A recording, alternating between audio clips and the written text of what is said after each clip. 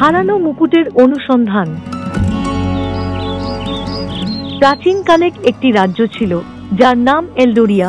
সেখানে একটি কিংবদন্তি ছিল একটি জাদুকরী মুকুট সম্পর্কে, যা ভূমিতে শান্তি এবং সমৃদ্ধি আনতে পারত। কিন্তু বহু বছর আগে একটি মহা ঝড়ের সময় মুকুট হারিয়ে গিয়েছিল এবং রাজ্যটি তখন থেকেই বিরোধ এবং দুঃখে পূর্ণ হয়ে উঠেছিল। একটি তরুণ নাইট, লিও, যে সবসময় এলডোরিয়ায় সুখ ফিরিয়ে আনার স্বপ্ন দেখত, সে সিদ্ধান্ত নিল হারানো মুকুট খুঁজে বের করার জন্য একটি অভিযানে বের হবে। লিওর যাত্রা শুরু হয়েছিল ঘন হুইসপারিং উডস থেকে, যেখানে বলা হয়েছিল যে পুরানো মানচিত্রটি মুকুটের অবস্থান দেখানোর জন্য লুকানো ছিল। যখন সে বনের গভীরে প্রবেশ করতে শুরু করল, তখন সে তার চারপাশে কোমল ফিস শুনতে পেল। গাছগুলি যেন কথা বলছিল, তাকে সামনে আসা বিপদ সম্পর্কে সতর্ক করছিল। লিও শীঘ্রই একটি ছোট আলোকিত পুকুর পেল, যেখানে একটি জ্ঞানী পুরানো কচ্ছপ একটি পাথরে বসেছিল। স্বাগতম, সাহসী নাইট, কচ্ছপ ধীরে ধীরে বলল।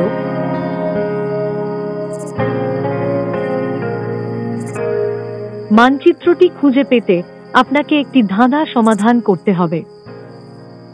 আপনি যদি সঠিকভাবে উত্তর দেন, তবে মানচিত্রটি নিজেই প্রকাশিত হবে। লিও তৎক্ষণাৎ মাথা নেড়ে বলল, আমি প্রস্তুত। কচ্ছপ প্রশ্ন করল, যা মাটির নিচে লুকানো, যা গাছের চেয়ে দীর্ঘ, যা উপরে উঠে কিন্তু কখনো বাড়ে না? লিও গভীরভাবে চিন্তা করল এবং তারপর হাসল। একটি পর্বত।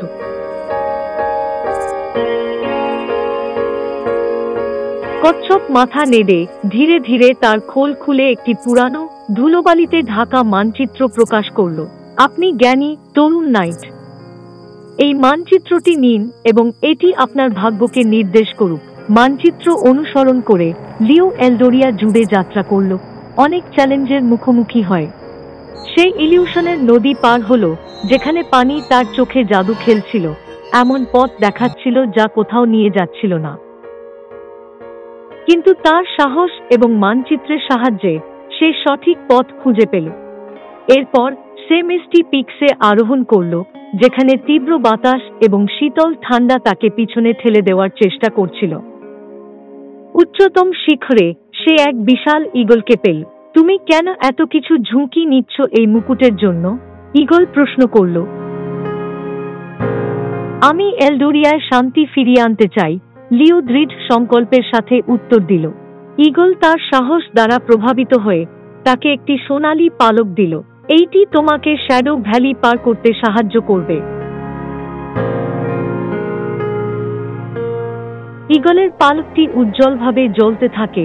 লিও অন্ধকার এবং ভয়ঙ্কর শ্যাডো ভ্যালিতে প্রবেশ করল। অদ্ভুত প্রাণীরা কুয়াশায় লুকিয়েছিল এবং ছায়াগুলি তার চারপাশে নাচছিল, তাকে ভুল পথে নিয়ে যেতে চাচ্ছিল। কিন্তু সোনালী পালক তার পথ আলোকিত করেছিল এবং লিও সাহসিকতার সাথে এগিয়ে চলল। অবশেষে সে ফরগটেন ক্যাভার্নের প্রবেশদ্বারে পৌঁছাল, যেখানে বলা হয়েছিল যে মুকুটটি লুকানো ছিল। গুহার ভিতরে সে একটি চূড়ান্ত চ্যালেঞ্জের মুখোমুখি হল, একটি ভয়ঙ্কর ড্রাগন যে মুকুটটি পাহারা দিচ্ছিল। ড্রাগন গর্জন করল এবং তার আগুনের শ্বাস গুহাটি পূর্ণ করে দিল। কে এলডোরিয়ার মুকুট নিতে আসছে তা গর্জন করে। লিও যদিও ভয়ে কাঁপছিল, কিন্তু তার স্থিরতা বজায় রাখল। আমি লিও এবং আমি মুকুটটি এলডোরিয়ায় ফিরিয়ে আনতে চাই।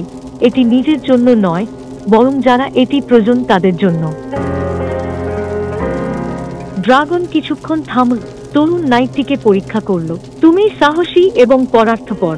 মুকুটটি কেবল একজন পবিত্র হৃদয়যুক্ত ব্যক্তি পরিধান করতে পারে। তুমি এটি নিতে পারো।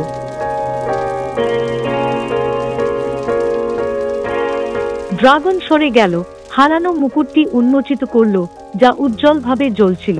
লিও মুকুটটি সম্মান সহকারে গ্রহণ করল এবং ড্রাগনকে ধন্যবাদ জানাল। সে জানত যে প্রকৃত পরীক্ষা তার শক্তিতে নয়, বরং তার হৃদয়ে ছিল। মুকুটটি হাতে নিয়ে লিও এলডোরিয়ায় ফিরে এল। রাজ্যটি আনন্দিত হল এবং শান্তি পুনঃপ্রতিষ্ঠিত হল।